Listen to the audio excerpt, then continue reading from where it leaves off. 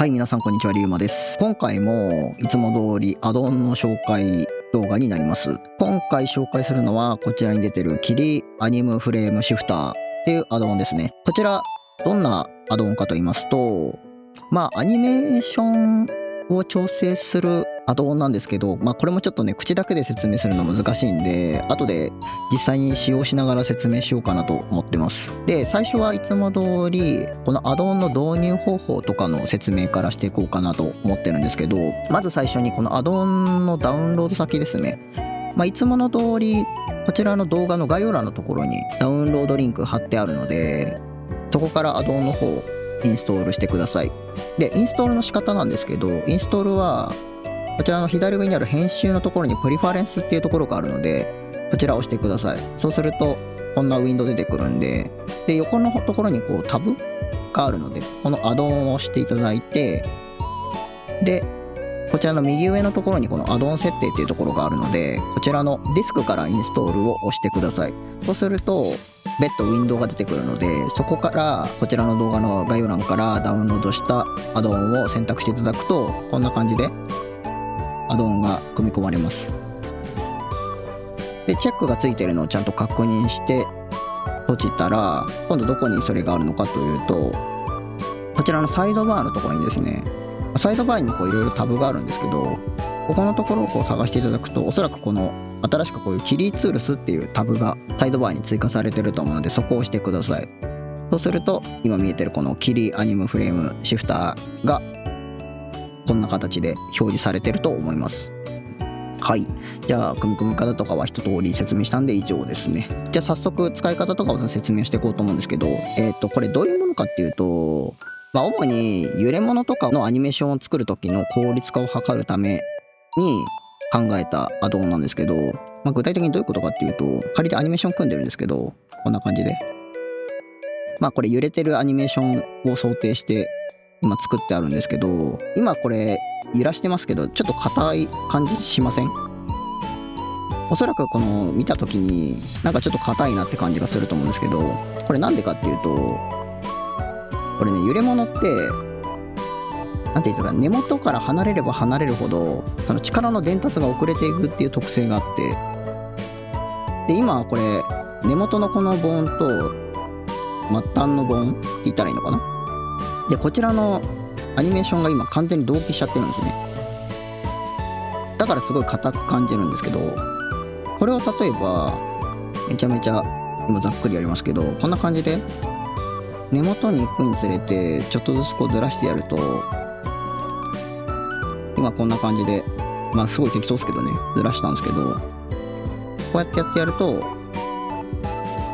今超適当にやったからあんま見えないけど、でもなんかこの辺のやつに比べるとちょっとクネクネしてる感じになりましたよね。こうやってずらすことによってその揺れ物のそのしなやかさみたいのを表現するっていうのをよくやるんですよ、アニメーションを作るときに。で今見てもらった通り、これいちいち手でやるの結構大変じゃないですか。それを簡単にやろうっていうのがこのアドオンです。で使い方なんですけど、上から順番にいきましょうか。フレームシフトっていうのがあって、一番上にこれ何かっていうと、これはこの末端に行くにつれてどれだけずらすかっていう設定ですね。今5になってるんですけど、例えば5だと今これ根元のやつは0フレームスタートになってると思うんですけど、この1個上のやつは5フレームスタートからになって、もう1個先のこのボーンは10フレームスタートになってっていう感じで5フレームずつずらしてくれるっていうような、それを選択できるようにしてるのがこのフレームシフトです。でその下の階層選択っていうのは何かっていうと、これその名の通りなんですけど、末端のボーンを選択した状態で階層を選択すると、この下に入ってる掘っていったらいいのかな、このボーンを選択してくれます。まとめて、でその下のフレームシフトが今選択しているこれらのボーンを今言ってたこのフレームシフトに合わせてずらしてくれるっていうようなものですね。こんな感じでこれ柔らかくなりましたよね、見た目が。基本的にはこうやって使っていただく感じになるんですけど、ただこれが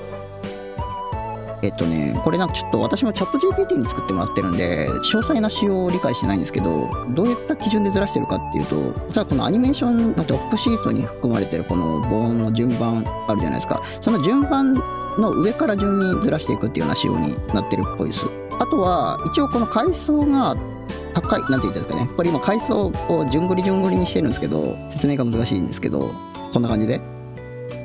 末端の防音が一番上にいて、その下にこうどんどんこうにしていくみたいな、まあ揺れ物だとよくある構造だと思うんですけど、一応これもね正常に動作してるのかいろんなパターンで検証できてないんで、ちゃんと正常に動いてるかはちょっと分かんないんですけど、一応その末端に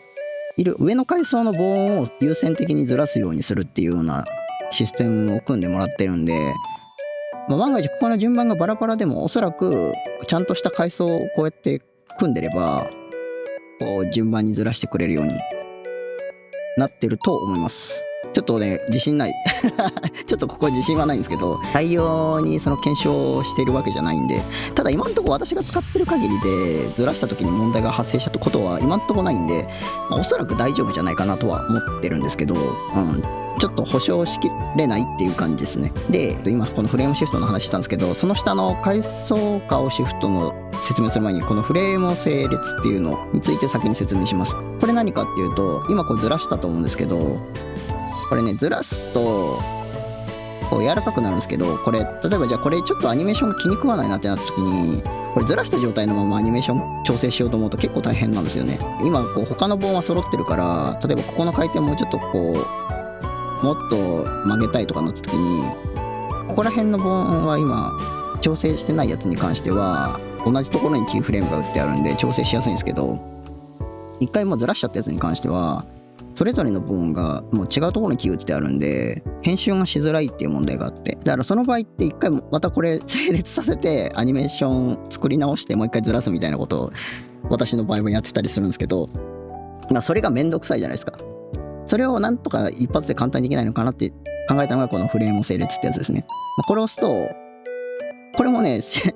確に私が仕様把握できてる自信はないんですけど、一応私が方でお願いしたのは、今選択してるこの棒の中で一番若いフレームの若い棒のフレームっていうのを調べて、そこに揃うように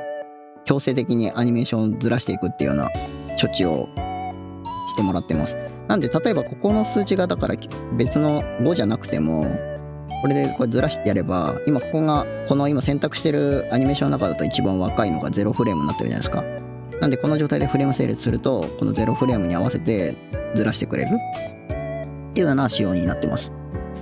なんでちょっと気に食わないなって思ったら、これでフレームを整列で戻してアニメーション修正してもう一回フレームシフトを押すみたいな感じで使っていただくのがいいかなと思って、こんな感じの仕様にしてます。で次にこの階層化をシフトっていうのの説明するんですけど、これなんで作ったかっていうと、ほぼ上のフレームシフトと一緒の機能なんですけど、例えばハンカチみたいなマントでもいいんですけど、マントみたいなものだと考えた時に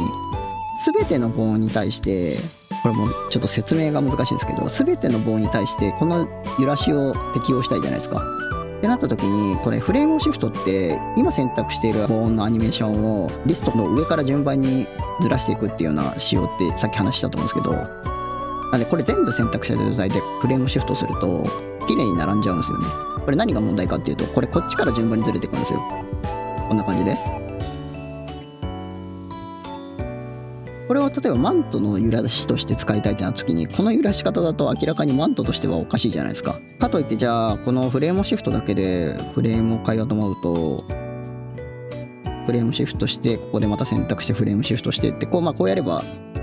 いいっちゃいいんですけど、これ今この数だからって感じですけど、例えばこれが他のスカートとか髪の毛とかだったりするともっと棒の数増えたりとかするんで、手作業でこうやってやるの結構大変じゃないですか。それを解決するために作ったのがこの階層化をシフトってやつですね。これはどうやって使うかっていうと、このアニメーションずらしたい一番親のボーンって言ったんですかね、その親のボーンだけをこう選択した状態でこれを押すと今やってた処理をやってくれるっていうような機能ですね。さっきみたいにこう全部選択してシフトをしてってやるよりは圧倒的に楽だと思うんで一応組んでます。それ以外の仕様に関しては一緒ですね、上のフレームシフトと。だからこの辺は使い方、どういった用途でアニメーションを作りたいかによって使い分けしてもらったらいいかなと思います。さっきみたいに例えばこっちのフレームシフトみたいにこっちから順番にこうやって揺れる方がいいっていうパターンも絶対にないとは言い切れないと思うんで、一応この2つどっち使うかは選択できるようにしてあります。もしくはこれ階層に今なってるところにしか、例えば階層化をシフトだと使えないですけど、そもそも階層になってないバラバラでアニメーションしてるやつのなんですかね、移動アニメーションとかをずらしたいとかっていう場合はこちらのフレームシフトの方が正常に機能すると思うんで、それはこの辺はどっちを使うかはそのアニメーションの意図に合わせて使い分けられたらいいんじゃないかなと思って一応ボタンを2つ用意してるって感じですね。揺れ物で使うんだったらおそらくですけど、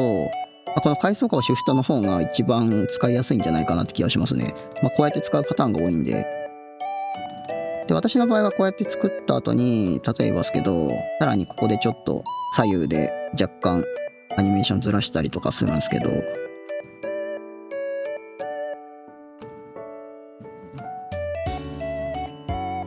えばですけどね、こんな感じで。で、ちょっと気に食わないなと思ったら、これフレーム整列に戻して、またアニメーション直してっていうのが、容易にできる。アニメーション効率化を図るために考えたアドオンって感じですね。はい。そんなところですかね、説明したいところは。なんで、このアドオンは、今言った通り、基本的には揺れ物のアニメーションを調整するときの効率化を図るっていうのを前提に作ってますが、今と言った通りね、別の用途でも頭の使い方次第でいろいろ使えるとは思うんで、目的に合わせていろいろ使ってもらえたら嬉しいなって感じですね、個人的には。はい、ということで、じゃあ今回の動画はこんなところですかね。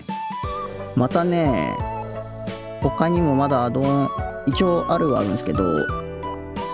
他にも上げられるのがあるかちょっとまた精査しながらにはなりますが、もしまたありそうでしたらこんな感じで動画上げようと思うんで、もしよかったら見てください。ということで、ではでは。